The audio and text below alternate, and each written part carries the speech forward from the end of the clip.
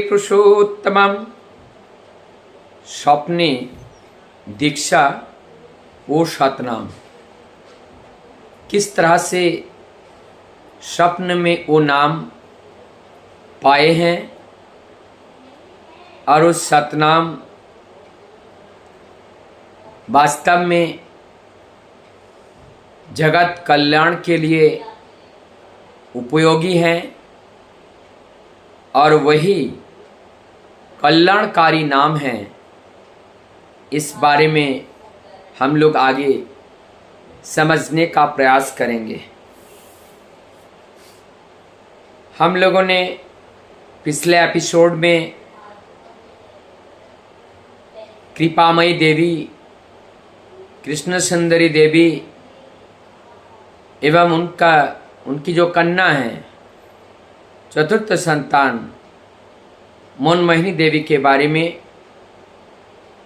हम लोग चर्चा कर रहे थे और वही चर्चा को आगे बढ़ाएंगे कि किस तरह से सपने में ही उनको दीक्षा मिला और दीक्षा में वो सतनाम मिला। अब जब आग्रह हुआ साधन भजन करने की और दीक्षा प्राप्त करने की, तब पिता रामेंद्र नारायण जो बातें मनमोहिनी देवी को बताएं, उसी अनुसार इन लोगों को चौदल के नीचे रहने का व्यवस्था कर दिया और वहाँ पर ठाकुर जी के रहने का ही व्यवस्था है। ठाकुर जी को वहाँ सुलाया जाता है, ठाकुर जी का वहाँ पूजा किया जाता है। उसी पूजा करने वाले घर में ही अब मनमोहिनी को और मनमोहिनी के छोटे भाई को वहाँ पे सोने की व्यवस्था की। दिन रात शरण मनन स्मरण और दोनों आँखों से वर्षण अश्रुधारा निरंतर बह रही है। केवल और केवल एक ही चाहत है और वो चाहत है उस सतनाम को पाना। अब बहुत सारी घटनाएं इसके बीच में हुई। बालक मन, जैसे मनमोहिनी भी वही 6-7 साल की और उनके जो भाई हैं छोटे, वो भी 4-5 साल के, और दोनों का हट है कि उस सतनाम को जानना। पिताजी ने बोल दिए हैं कि स्वप्न में नाम मिलेगा और स्वयं ठाकुर जी आकर के नाम देगा। तब जाकर के उसी आशा में जगते रहे। उनका छोटा भाई, उन्होंने एक दिन कहा, दीदी पिता ठाकुर जी को सुला के जाते हैं और हम लोग जग जग के उनको आराधना करते हैं। सोए हुए व्यक्ति हमारी बात कैसे समझ सकते हैं? अब वो अकेले जाते हैं अपने बुद्धि से और ठाकुर जी को उठा करके सिंहासन पर बैठा के आते हैं। अब जब बैठा के आने के बाद अब कहते हैं, दीदी अब और कोई चिंता नहीं है, आज रात में निश्चित उस ठाकुर जी के साथ दर्शन होगा और नाम मिलेगा। एक शर्त है, अगर हमें मिल जाए तो मैं तुझे जगा लूँगा और अगर तुझे मिल जाए तो मुझे जगा लेना। यही बात कहने के बाद सभी दोनों लोग अपने अपने नाम ध्यान में व्यस्त हो गए। सो गए लोहा भाई उनके छोटे वाले। मनमोहिनी देवी अब रात में तंद्रा उनको आई और उस तंद्रा में सिंहासन पर बैठे हुए ठाकुर जी का प्रतिमूर्ति धीरे धीरे उसमें एक मूर्ति विलीन हो गई और वो मूर्ति है लंबे लंबे दाढ़ी और लंबे बाल, सिरों पर एक टोपी। कौन थे? जिसको हुजूर महाराज, और ये हुजूर महाराज शिव दयाल सिंह बहादुर वहाँ का टाइटल था। ये यहाँ पे दयाल बाग की बात है, आगरा दयाल बाग में। इनका स्थान इलाहाबाद में भी है। कई गद्दियाँ आज भी देखने को मिलते हैं। ये गद्दे कई भागों में अभी अलग अलग हो चुके हैं। तो वही जो शिव दयाल सिंह बहादुर, उन्हीं को देखा और उन्होंने माँ से संवाद की, बेटी दीक्षा लेना चाहती हैं? माँ ने उत्तर दिया हाँ। तब उन्होंने वो जो नाम है उस नाम को उन्होंने दिखाया और उस नाम को देखा, और देखने के बाद एकदम मनमोहिनी की आंख खुल गई। आनंद से आंखों में आंसू भर आई और भाई लोहा को बुलाने लगे, सबको बुलाने लगे। घर में मानो एक ऐसा आनंद का लहर दौड़ पड़ा। सबको जगाने लगे, सबको जगाएं। पिता रामेंद्र नारायण को, माता, सबको उन्होंने जगा दिए। कृष्ण सुंदरी देवी को,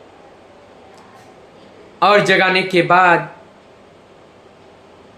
ये जो नाम की चर्चा उस समय हिमायतपुर में चारों ओर फैल गई। बड़े बड़े पंडित लोग वहाँ पे आते हैं। उनमें से जो एक थे देवनाथ भट्टाचार्य, आकर के रामेंद्र नारायण राय चौधरी अर्थात मनमोहिनी देवी की पिताजी से मिलते हैं।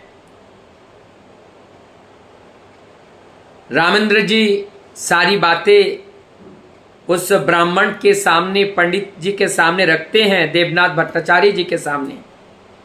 तब वो कहते हैं दुनिया में ये नाम तो नहीं हो सकता है, ये नाम ये नहीं होगा, वो मोनो ने गलत सुना होगा। राधा श्याम तो हो सकता है, राधा श्याम ये हो सकता है, लेकिन ये नाम नहीं हो सकता है। तब ये बात जब बताएं, मोनू की कान तक पहुंची। फिर वो रोने लगे, ध्यान में बैठी। दोबारा वो सपने में आए और हुजूर महाराज कहने लगे यही नाम है, सत्य नाम है और इसी युग का नाम है। तब उनका मन स्थिर हुआ। उसके बाद पिता पिता रामेंद्र नारायण चौधरी, उन्होंने अपनी बेटी मोनो को एक बात बता दी। बेटा ये गुप्त नाम है, इस नाम को किसी को बताना नहीं है। ये नाम अपने पास ही रखना, ये और इस नाम को बारे में किसी को ज़्यादा चर्चा ना करना। अब उस बात में ऐसे ही रही। उन्होंने नाम की आराधना करने लगे। कुछ दिन बाद उनके मन में एक भ्रम आया। सभी लोग कहने लगे ये नाम नहीं है, ये नाम नहीं है। तो उन्होंने जो नाम हुजूर महाराज से मिला उसको जपना छोड़ दिया। अब वो राधा श्याम नाम जपने लगे। कुछ दिन तक राधा श्याम जपने लगे। वो पहले की तरह आनंद नहीं आ रहा है, मजा नहीं आ रहा है। तब जाकर के उन्होंने फिर राधा श्याम को नाम जपना छोड़ दिया। फिर उन्होंने जो नाम मिला था उस नाम को जपने लगा। अब ये जो नाम है, अभी पूरा डायग्नोस्टिकली सेटिस्फेक्शन उनको कब मिलता है? जब वो हिमायतपुर में अपने ही रिश्तेदार माता का भी, माँ मोनो का भी रिश्ता लगते हैं, और इधर से देखे तो शिवचंद्र चक्रवर्ती का भी रिश्ता लगता है। हाँ, इसी बीच में मैं बताना भूल गया हूँ, अब मोनो का शादी होता है। ईश्वरचंद्र चक्रवर्ती का लड़का शिवचंद्र चक्रवर्ती बहुत बड़े विद्वान और अत्यंत विनयी, शालीन, सम्मान पूरा परिवार के प्रति, ऐसे एक सम्मानित परिवार में मोनू का विवाह होता है। उसके 3-4 साल बाद पिताजी का देहांत होता है, रामेंद्र नारायण का। अब मोनू के जो संपत्ति है, अर्थात शिवचंद्र चक्रवर्ती का ससुराल की संपत्ति, ये लेकर के एक बहुत बड़ा संग्राम छिड़ जाता है। सभी लोग परिवार के वो संपत्ति लेने के लिए टूट पड़ते हैं। तब चारों ओर से सभी लोगों ने शिवचंद्र चक्रवर्ती से आह्वान किया, आपके सास के पास और कुछ है ही नहीं, आप अपने ससुर के संपत्ति की रक्षा के लिए प्रयास कीजिए और जिससे संपत्ति का रक्षा हो जाएगा। आप शिवचंद्र चक्रवर्ती अपने कार्य को, अपने घर का नुकसान उठाते हुए भी अपने ससुर जी का संपत्ति का उद्धार किया। अब शिवचंद्र चक्रवर्ती अपने एक भतीजे संपर्क में लगते हैं, उनका नाम भी ईश्वरचंद्र चक्रवर्ती है। उनके घर में जाते हैं और उनकी पत्नी का नाम विपदवासिनी, और उनसे मनमोहिनी का जान पहचान पहले से है। अब जब वहाँ चर्चा होती है, वो लोग प्रेयर करते हैं, मनमोहिनी के कान में वो आवाज़ पहुँचता है, आवाज़ जाना पहचाना लगता है जो उनको सपने में मिला था। तब दोपहर को जब शिवचंद्र चक्रवर्ती और भतीजे जो ईश्वरचंद्र चक्रवर्ती, दोनों लोग पद्मा नदी में नहाने के लिए जाते हैं। इसी बीच में बक्स से वो पुस्तक निकाल लेती हैं अपने वो विपदवासिनी जो अपने रिश्तेदारी हैं ईश्वरचंद्र चक्रवर्ती के वाइफ विपदनाशिनी, और उनसे सारे बातचीत करते हैं। और बातचीत के और करने के बाद या उस पुस्तक को देखने के बाद उन्हें पूरा विश्वास या भरोसा हो जाता है, हमें जो नाम मिला है इसका मतलब ये धरती पर है। मुझे पता ही नहीं था कि इस नाम केवल सपने में मिला और कहीं पर है या नहीं है, इसका कोई पता ही नहीं था। और ये जो धुनात्मक नाम है, ये नाद सुनाई दिया, इसमें नाद उत्पन्न होता है। और तब ठाकुर जी ने ये जो हमारे आगरा भैंस के जो हुजूर महाराज जी, उन्होंने किताब लिखी दयाल की दया। उस किताब को जब पढ़े एवं उसमें सारी चीजें जब देखी और उनका फोटो देखा, तब जाकर के माता मनमोहिनी का पूरा विश्वास हो गया। अब वो गुरुजी जो है हिंदी भाषा के हैं। अब मनमोहिनी के मन में हुआ कि दयाल की दया हिंदी में लिखा है तो मैं हिंदी सीखूंगी। एक ही रात में हिंदी पढ़ना सीख गई मनमोहिनी देवी। और तब हिंदी की किताब पढ़ने लगे। यहाँ तक कि अपने गुरु के पास चिट्ठी भी लिखने लगे। और जब चिट्ठी लिखे तो गुरु जी ने अर्थात हुजूर महाराज ने माता मनमोहिनी को सुशीले कहकर वो पुकारते थे हुजूर महाराज।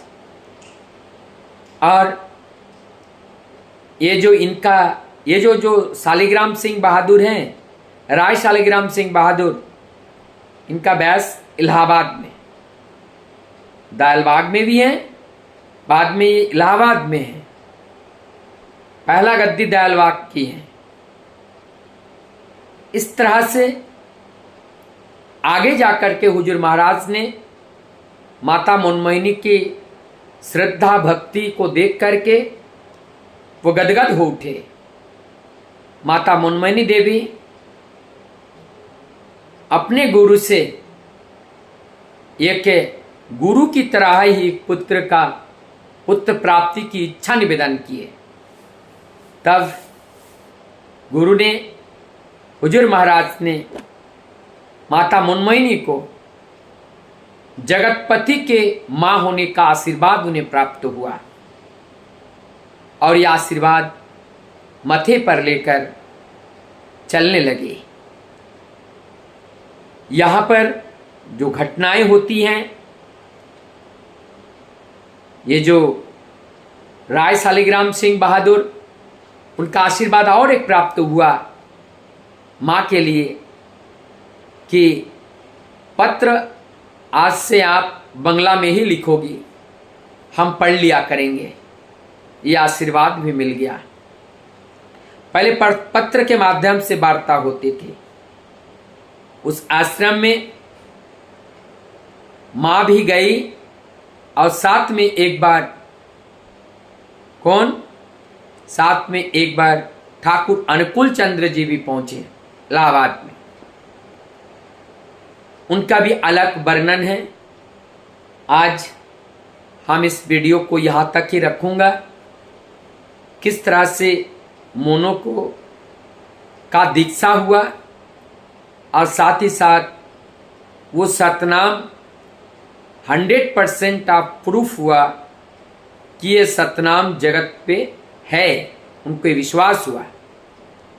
इस तरह से अनेक घटनाएं हैं जो ये सतनाम ठाकुर जी ने जिस नाम का प्रचार किया है, ये नाम आज के नहीं है। ये वही कबीरदास के समय से इस नाम की चर्चा परिचर्चा लालन पालन होती रही। लेकिन इस नाम के जो मालिक हैं, वो बाद में उनका आगमन भी के बारे में भी हम लोग सुनेंगे। आज मैं अपनी वीडियो को यहाँ विराम देने जा रहा हूँ। मैं ईश्वर से आप सबकी मंगल प्रार्थना करते हुए आज वीडियो को यहीं विराम देता हूँ। सबको मेरा जय गुरु।